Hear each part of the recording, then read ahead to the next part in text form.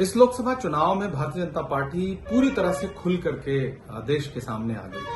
उनके नेता हों, उनके प्रत्याशी हों, उन सब के चुनावी भाषणों में एक बात जो सुनने को मिल रही है वो ये है कि हमें बहुमत दीजिए, हम संविधान बदल देंगे।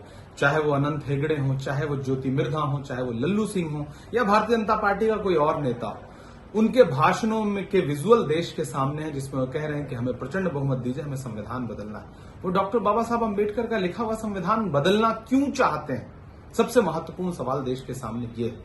और एक तरफ प्रधानमंत्री जी आके सफाई देते हैं। आखिर प्रधानमंत्री और गृहमंत्री को सफाई देने की जरूरत क्यों आन पड़ी?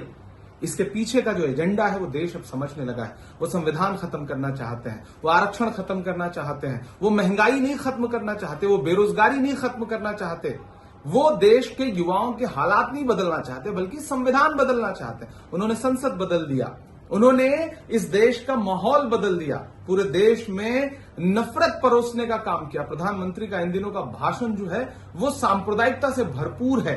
ऐसे में मैं महाराष्ट्र की धरती में बैठा हूं और ये डॉक्टर बाबा साहब अम्बेडकर की भूमि है।